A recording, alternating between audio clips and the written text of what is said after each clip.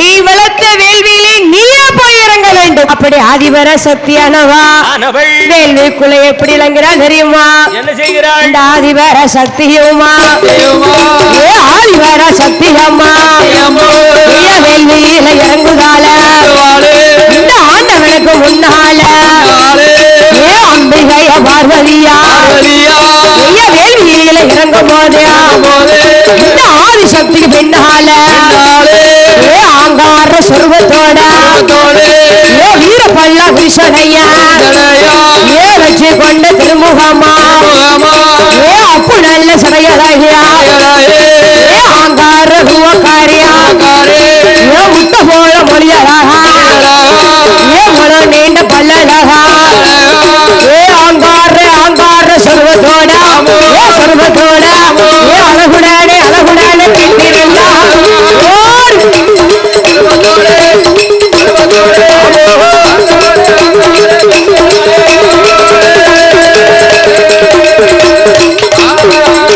அப்படி ஆண்டவன் சிவபெருமான் ஆதிபர சத்தியத்திலே சொன்னார், அடியே பார்வதி நீ வளர்த்த வேள்வியிலே நீயே இறங்கி வர வேண்டும். அப்படி என்று சொல்லும் பொழுது ஆதிபர சக்தியானவா வேள்வியிலே இறங்குகிறார். அப்படி வேள்வியிலே இறங்கும் பொழுது ஆதிபர சக்திக்கு பின்னாடியே ஒரு பெண் உருவமானது வந்தது.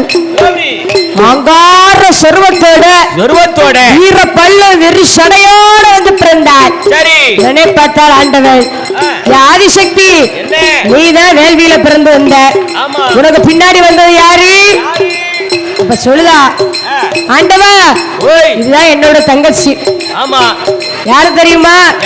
அப்ப சிவபெருமான் கேட்கா, ஆண்டவா பரம்பொருளே என்ன பார்வதி என்ன பிறவி செஞ்சிட்டீங்க, என் பேரு என்ன, நான் எங்க போய் இருக்கணும் கேட்கணும்ல.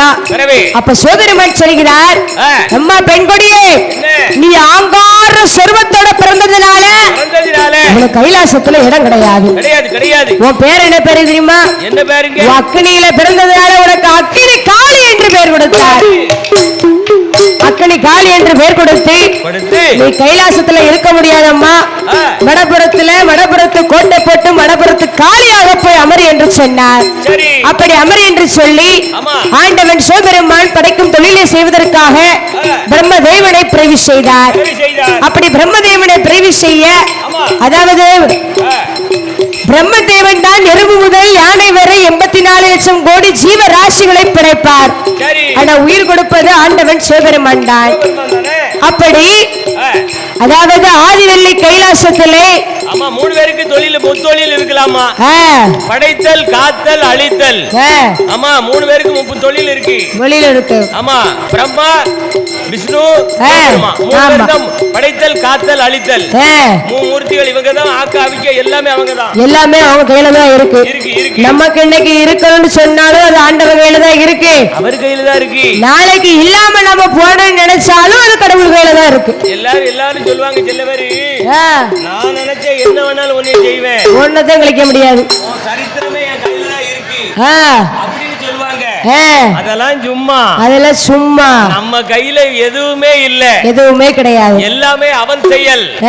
அவன் இல்லாம அணு அசையாதுமா. ஆமா பகவான் நினைச்சாதான் நம்ம இருக்கணும், இல்லாங்கிறது கடவுள் தான் நம்ம தலையெழுத்துல எழுதி வச்சிருப்பாரு. ஆக்கிறது அழிக்க பவர் எல்லாமே அவர்கிட்ட தான் இருக்கு. ஆமா நம்மகிட்ட 10 பணம் வந்திருக்குன்னு ரொம்ப பந்தா பண்ணப்படாது. ஆமா ஆண்டவனுக்கு பொதுவா நடக்கணும். அதாவது மாமா என்ன பணம் இன்னைக்கு நம்ம கையில இருக்கும், நாளைக்கு இல்லாம நாளும் போகும். வேற இன்னைக்கு என் கையில, நாளைக்கு இன்னொருத்தன் கையில, யாரு கையிலயோ ஆமா அவர் கையில, இன்னைக்கு நாளைக்கு என் கையில எல்லாம் அப்படி வந்து பணம் மாறும்.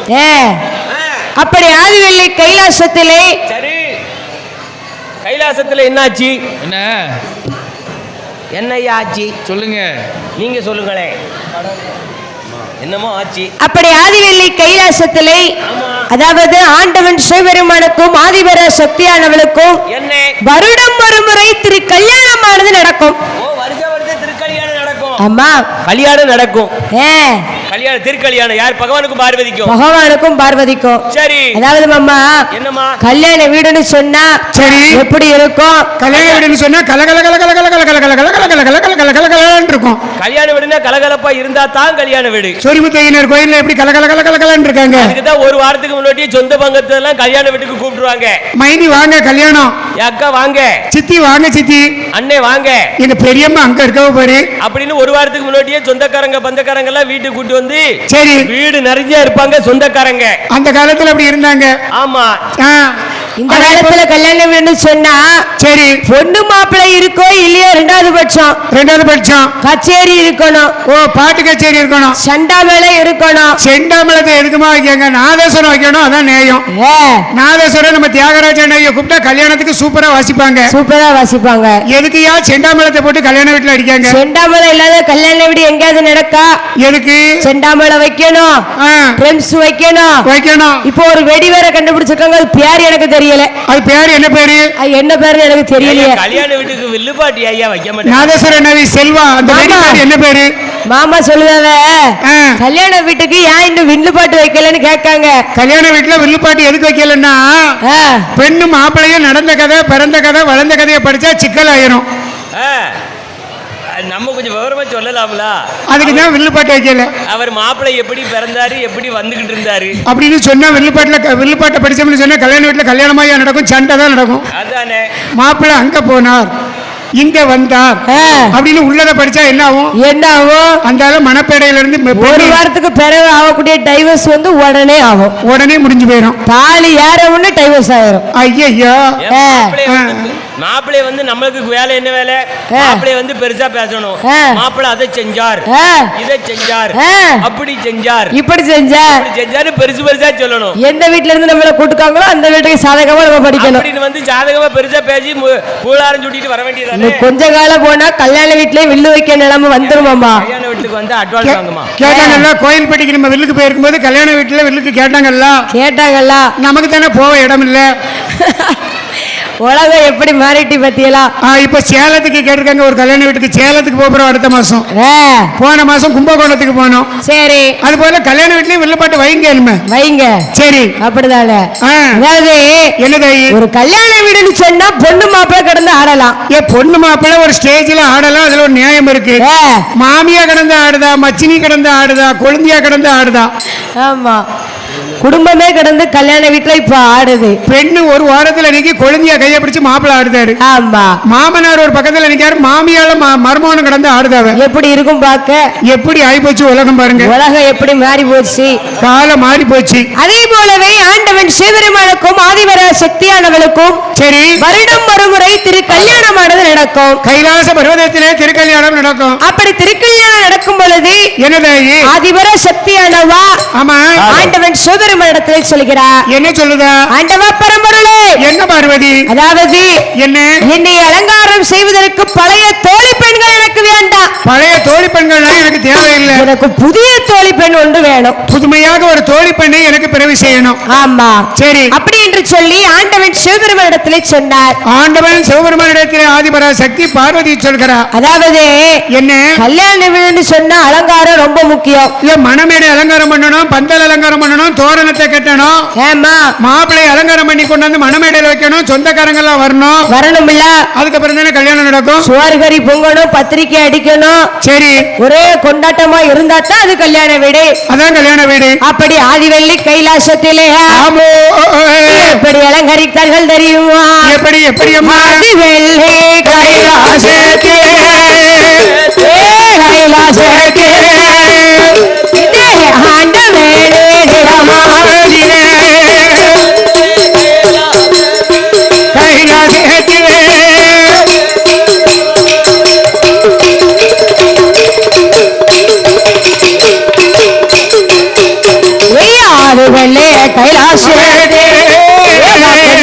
மரத்தை கொண்டு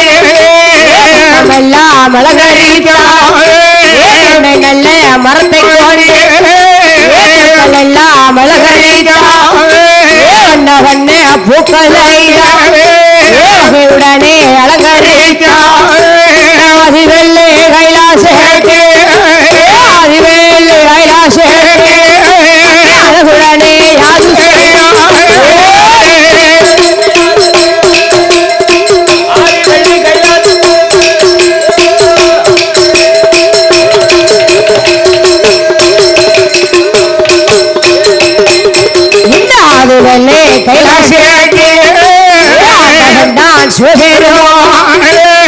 அம்பிகையா பார்வதியா திருமணமும் முடிக்கவே மனதில் நல்ல பிரம்மதியா கோட்டை வாசலே கோட்டை வாசலே அழகுடனே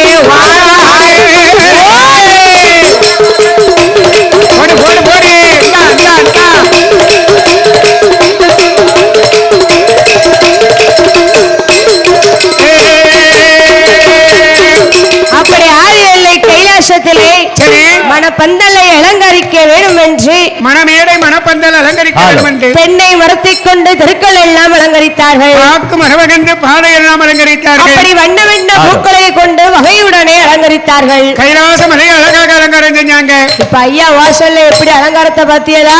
அடேங்கப்பா சிவகாமியாபுரம் சொரிமுத்தையனார் கோயில் எவ்வளவு அழகா இருக்கு பாருங்க. இவ்வளவு ஒரு அலங்கரிப்பு பார்க்கறதுக்கே அவ்வளவு ஒரு அழகா இருக்கு. 18வது ஆண்டு கொடை விழா ரொம்ப சிறப்பா நடக்கு. ஆமா, மதிய வேலை அன்னதானம் வேற இருக்கு. அப்படியா? ஆமா இருக்குல்ல. கண்டிப்பா இப்ப சாப்பாடு உண்டு எல்லாருக்கும். என் வீட்டுக்காரி உங்க அம்மையை வர சொல்லிட்டோம்ல. எதுக்கு சாப்பிடுறதுக்கா? சொரிமுத்தையன் கோயிலுக்கு வா, நீ சாப்பிடு, அதுக்கப்புறம் உன் நோயே இருக்காதுன்னு சொல்லிட்டு வர. நோயே இல்லாம போயிடும். ஆமா, அப்ப முதல்ல கொண்டு வந்து அம்மாவை சாப்பிட வைக்கணும். உங்க அம்மா இப்படி கையை தூக்கிட்டு அழுதல்ல.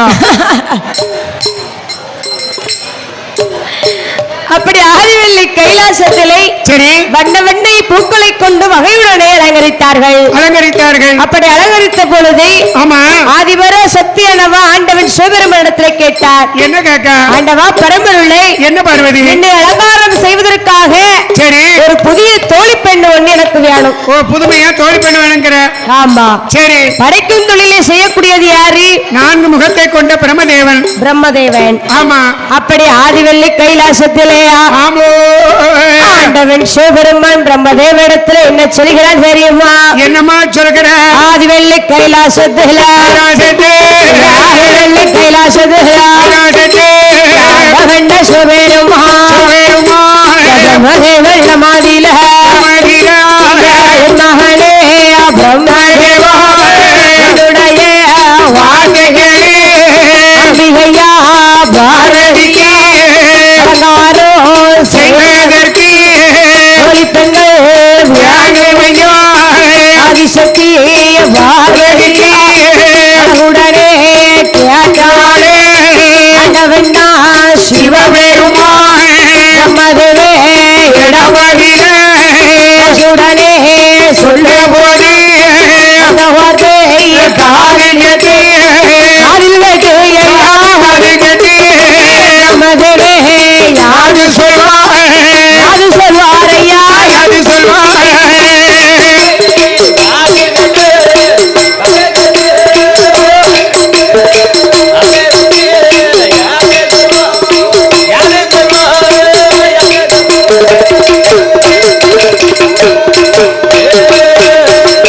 அப்படி ஆதிவெள்ளி கைலாசத்திலே கைலாசமலையில் ஆண்டவன் சிவபெருமான் பிரம்மதேவனிடத்தில் இருந்து சொல்கிறார். என்னதாய் சொல்றாரு?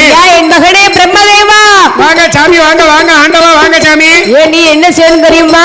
நான் என்ன செய்யணும்? என்ன செய்யணும்? அதாவது என்ன, எனக்கும் ஆதிவரா சக்திக்கும் திரு கல்யாணமானது நடக்க இருக்கிறது. நடக்கட்டும், அதுக்கு நான் என்ன பண்ணணும்? அதாவது என்ன செய்யணும் தெரியுமா?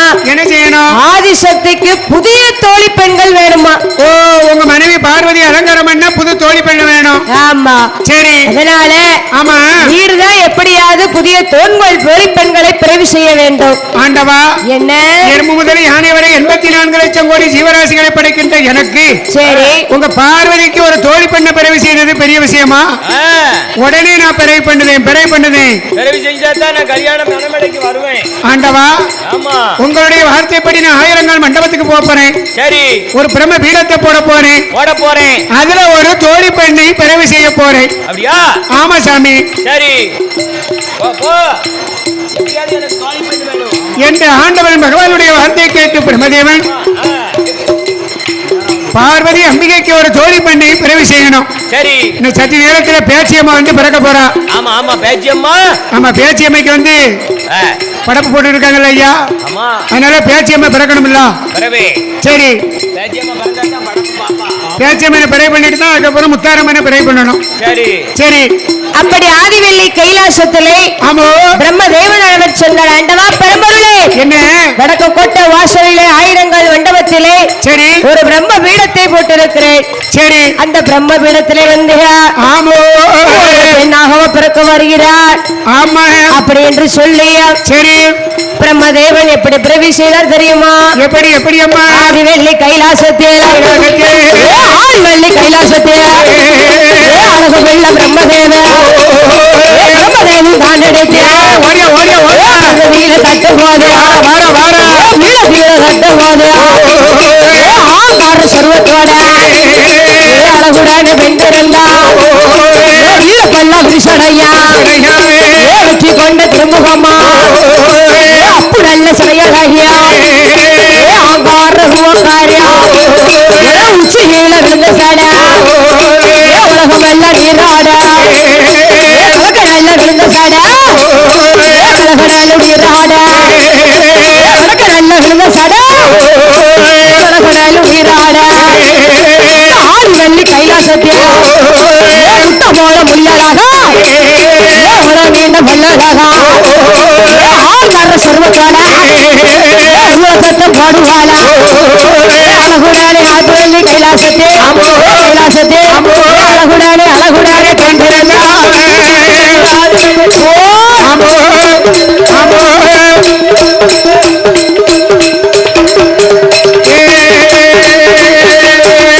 ஆதிவெள்ளி கைலாசத்திலே சரி ஆயிரங்கால் மண்டபத்திலே பிரம்ம பீடத்திலே ஆமா பிரம்மதேவனானவன் பிரம்பை தான் எடுத்து அதாவது பிரம்ம பீடத்தை போட்டு புதுமையாக ஒரு தோழி பெண்ணை பிறவி செய்ய வேண்டும் என்று பிரம்மதேவன் அந்த ஆயிரங்கால் மண்டபத்திலே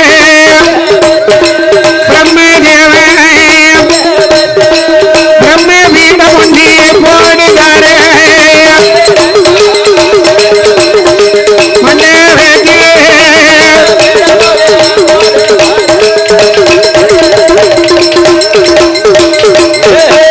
அப்படி பிரம்ம பீடம் ஆண்டவனில் தேவிக்கிட்ட ஆதிபர சக்தி கிட்ட தோழி பெண்ணு பிறவி செய்ய அதுல தீர்த்த மேல தான் தெளித்தியே பிரம்மதேவன் திருப்பெரும்ப கொண்டு கட்டுகிறாரே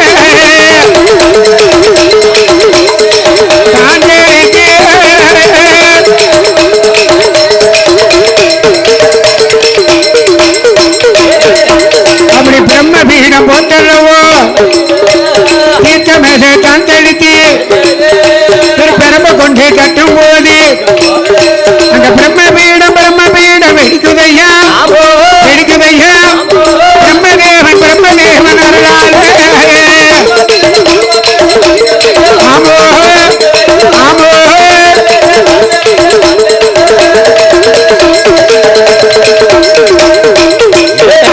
அப்படி பிரம்ம பீடம் நான் வெடித்து பின்ன வேணும் பிறந்து வர வீரப்பல்லா விரிசடையா வெற்றி கொண்டே திருமுகமா ஆமோ ஆமோ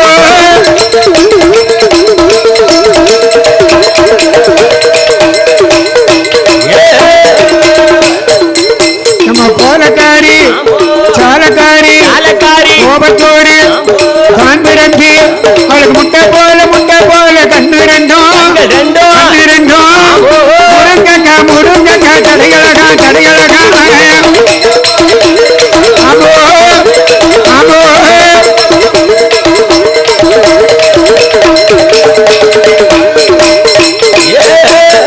அப்புடல்ல சடுகளகியா ஆங்கார அம்பிகையா புருஷனையா வெற்றி கொண்ட திருமுகமா திரிசூலத்தை வயலெடுத்து ஆதாளி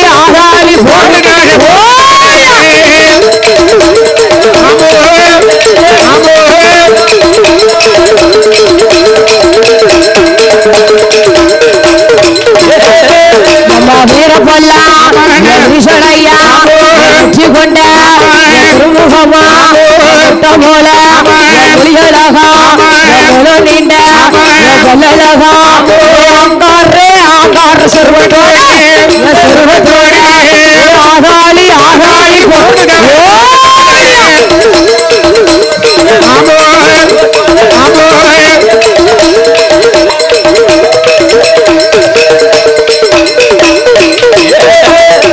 முட்ட போல புலியலாகா அம்பிகையா வேட்சியம்மா இடத்தில பிறந்த வேளா பேச்சுக்கம்ம ராச்சுடையா கட்ட பேச்சியா நெட்ட பேச்சியா காட்டு வேலை பேச்சியம்மா மாயாண்டிய வளர்த்த வேளா அம்பிகையா பேச்சியம்மா ஆதாளி அதாளி போடுவாரா ஏ அம்பிகையா அம்பிகையா பேச்சியம்மா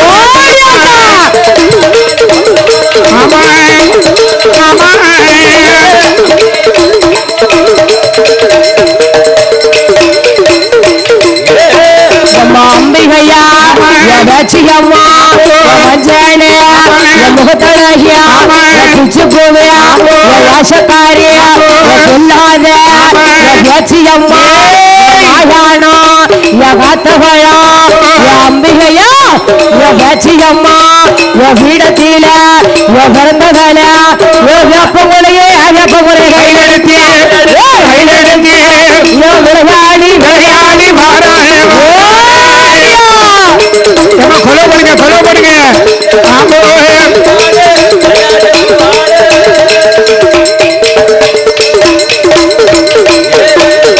அம்பிகையா பேச்சியம்மா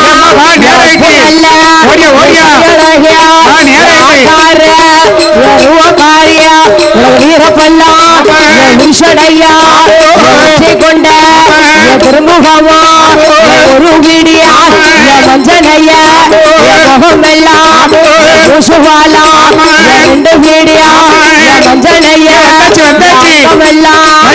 பூசுவாலா அம்பிகையா பேச்சியம்மா வீரப்பல்லா வீரப்பல்லா விஷடையா விஷடையா வெற்றி கொண்ட வெற்றி கொண்ட